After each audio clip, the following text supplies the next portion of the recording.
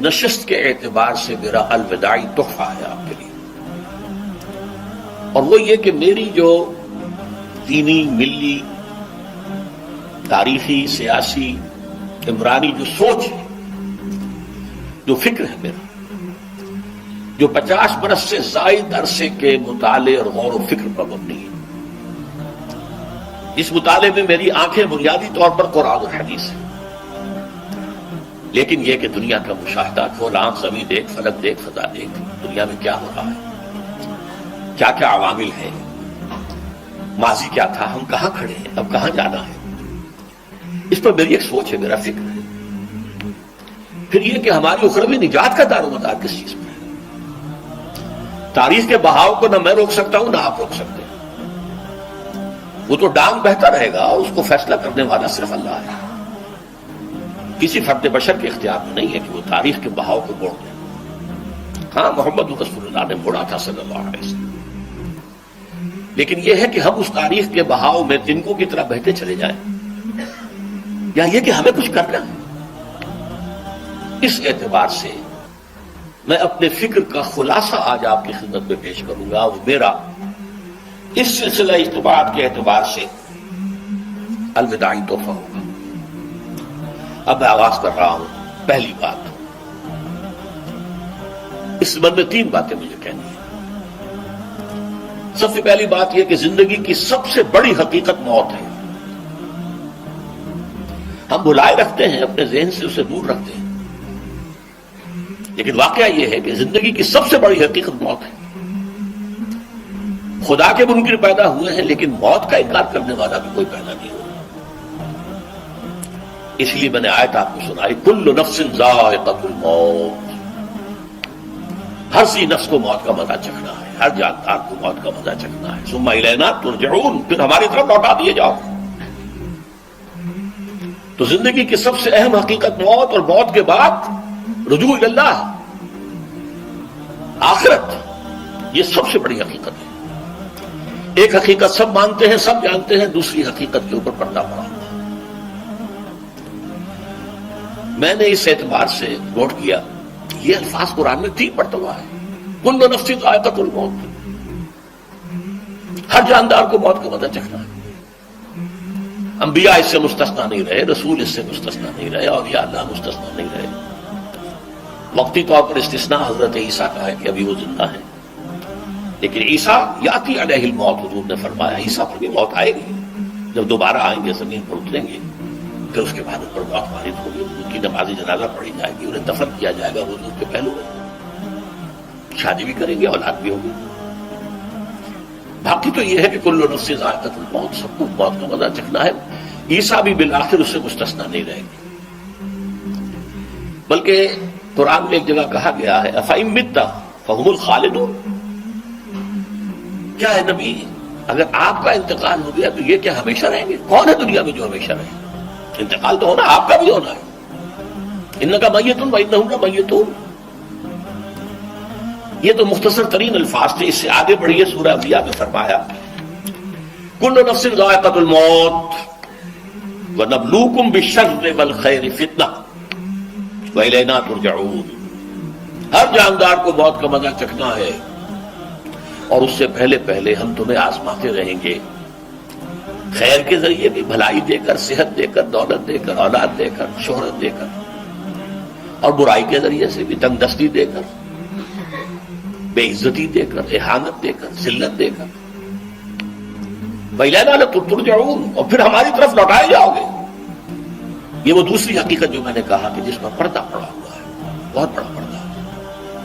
لوگ یہی سمجھتے ہیں کہ یہی دنیا کی زندگی ہے۔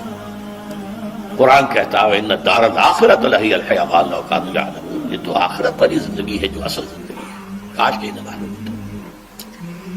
اس سے بھی زیادہ تفصیل سے یہ آل عمران میں آئی ہے، كُلُّ نَفْسٍ ذَائِقَةُ الْمَوْتِ وَإِنَّمَا تُوَفَّوْنَ أُجُورَكُمْ يَوْمَ الْقِيَامَةِ،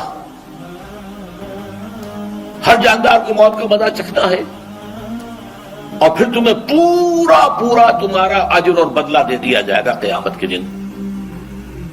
فَمَنْ زُحْزِحَ عَنِ النَّارِ وَأُدْخِلَ الْجَنَّةَ فَقَدْ فَازَ، جو کوئی آگ سے بچا لیا گیا اور جنت میں داخل کر دیا گیا وہ تو کامیاب ہو گیا۔ اللہم ربنا اجعلنا منہم، اللہم ربنا اجعلنا منہم، اللہم ربنا اجعلنا منہم۔ وما الحیات الدنیا الا متاع الغرور، اور دنیا کی زندگی تو سوائے دھوکے کے سامان کے اور کچھ نہیں۔ دھوکہ کس معنی میں؟ یہ تمہیں اصل زندگی سے غافل کر دیتی ہے۔ تم کہیں سفر پر جا رہے تھے، تمہارا کہیں گھر تھا، تمہیں واپس آنا تھا، تم راستے ہی میں کسی دلچسپی میں ایسے مگن ہوئے کہ گھر بار سب بھول گئے۔ یہ تو تمہارا عارضی سے سفر تھا، تم نے اسی کو اپنی منزل بنا لیا، اپنا ٹھکانہ بنا لیا، تو دھوکہ دیا اس نے تمہیں۔ ویسے دنیا کی زندگی دھوکہ نہیں ہے، بڑی حقیقت ہے، اس لیے کہ حضور نے فرمایا انما الدنیا مزرعۃ الآخرہ، یہ دنیا آخرت کی کھیتی ہے، یہاں بوؤ گے تو وہاں کاٹو گے، یہاں کچھ کمائی کرو گے تو وہاں اس کا بدلہ ملے گا۔ اس اعتبار سے دنیا بہت بڑی حقیقت ہے، ایک ایک لمحہ بہت بڑی قیمتی شے ہے، لیکن اگر یہ دنیا تمہیں آخرت سے غافل کر دے تو اس سے بڑا دھوکے باز ہو کوئی۔ یہ اصل دجال ہے۔ میں نے تقریباً 60 برس کی عمر کو جب میں پہنچا تھا تو موت کا انتظار شروع کر دیا تھا۔ میرے قریبی احباب کو معلوم ہے، میں کہتا رہا، یہ بھی کہتا رہا کہ بھائی میں اپنے حصے کا کام کر چکا، جتنی صلاحیت اللہ نے دی تھی، جتنی بھی میرے اندر استعداد تھی، میں اس کو بھرپور طریقے پر استعمال کر چکا۔ دم واپسی برسر راہ ہے عزیز و اب اللہ اللہ ہے، یہ میرا معاملہ رہا ہے 60 برس کی عمر سے۔ اس کے بعد اللہ نے مزید 14 برس دیے ہیں، یہ نافلۃ لک کے درجے میں کہتا ہوں، اس کا اللہ کا عطیہ خصوصی ہے، نفل ہے، ہمیشہ کہتا رہا۔ مسنون زندگی تو 61 برس ہے ہمارے حساب سے۔ علامہ اقبال کے بارے میں سنا ہے کہ رویا کرتے تھے کہیں میری عمر حضور کی عمر سے زیادہ نہ ہو جائے۔ وہ 6 مہینے کم ہی رہی ہے حضور کی عمر سے۔ جو حضور کی عمر تھی وہی حضرت ابو بکر کی، وہی حضرت عمر کی، وہی حضرت علی کی۔ ہاں، حضرت عثمان 82 برس کے ہوئے ماشاءاللہ۔ پھر یہاں کے مجددین میں سے وہی عمر حضرت شیخ احمد سرہندی کی، وہی شاہ ولی اللہ دہلوی کی۔ ہاں، شیخ عبدالحق محدث دہلوی رحمۃ اللہ علیہ 82 برس کی عمر۔ لیکن یہ میں کہا کرتا تھا مسنون عمر تو 61 برس ہے، جسے ہم 63 کہتے ہیں، وہ اصل میں ہمارے حساب سے 61 بنتا ہے۔ وہ 63 قمری ہے، جو 9 دن کم ہے قمری سال جو ہے وہ شمسی سال سے۔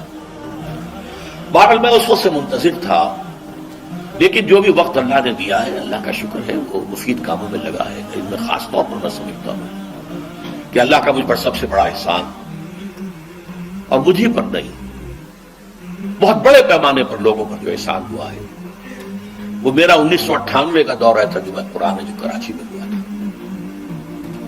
1998 کے مارچ میں میرا بڑا آپریشن ہوا، دونوں گھٹنے تبدیل کیے گئے، لیکن 98 کے آخر میں، حالانکہ میں چل نہیں سکتا تھا، کراچی میں مسجد جو ہے اونچی ہے، دوسری منزل پر ہے، تو خاص ریمپ بنایا گیا جس کے ذریعے میں ویل چیئر پر مجھے لے جایا جاتا تھا۔ میں نے درس دیا۔ اس درس کی گزشتہ چند سالوں سے پوری دنیا میں جو گونج ہوئی ہے اللہ کے فضل و کرم سے، اللہ کوئی حکمت خداوندی اس کے ساتھ وابستہ ہے۔ اس میں میرے کسی کام کو دخل نہیں ہے، میری کسی کوشش کو دخل نہیں ہے۔ میں نے تو جو درس میں دیتا آ رہا تھا سن 85 سے دورہ ترجمہ قرآن، البتہ یہ بات ضرور ہے کہ میں نے محسوس کیا تھا کہ سن 98 کے اس درس میں دورہ ترجمہ قرآن کے مجھے خصوصی انشراح حاصل تھا۔ میری ساری گفتگو کا حاصل کیا ہے؟ دیکھیے، نظریاتی تحریکوں کا تعلق اشخاص سے نہیں ہوتا، ٹھیک ہے؟ کوئی اس کا داعی ہوتا ہے، کوئی اس کا مؤسس ہو جاتا ہے، کوئی اس کا آغاز کرنے والا ہوتا ہے، لیکن نظریاتی تحریک افراد سے وابستہ نہیں۔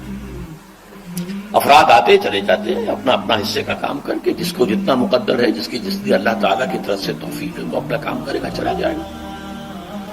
یہ چمن یوں ہی رہے گا اور ہزاروں جانور اپنی اپنی بولیاں سب بول کر اڑ جائیں گے۔ مبارک ہیں وہ لوگ جنہیں قرآن کی بولی بولنا نصیب ہو جائے۔ وَإِذْ يَحْسُبُ أَنِّي مِنْهُمْ، مجھے گمان ہے، اللہ کا فضل ہے کہ میں ان میں سے ہوں، میں نے قرآن کی بولی بولی ہے، اور قرآن مجید کو جیسا کہ وہ ہے ایز اٹ از، اپنے کو مذمومہ خیالات، اپنے کوئی ذہن سے زائدہ نظریات کو میں نے اس میں دخل نہیں دیا، جسے انگریزی میں آپ آبجیکٹیولی کہتے ہیں۔ خالص معروضی طور پر قرآن کو پڑھا، قرآن کو قرآن سے سمجھا ہے، یا پھر سیرت رسول سے سمجھا ہے۔ میں لفظ سنت کی بجائے سیرت استعمال کر رہا ہوں۔ قرآن مجسم حضور تھے صلی اللہ علیہ وسلم، اور حضور کی سیرت اور حیات جو ہے وہ قرآن مجید کی اصل تفسیر ہے. یہ حقیقت بھی بہت کم لوگوں کے علم ہے. وہ احادیث کا نام تو لیتے ہیں، احادیث بھی ہے، سیرت بھی تو احادیث ہی سے ہمیں ملتی ہے، لیکن میں خاص طور پر سنت کی حدیث کی بجائے سیرت کا استعمال. قرآن کی دو سورسز ہیں، قرآن خود اور سیرت رسول صلی اللہ علیہ وسلم.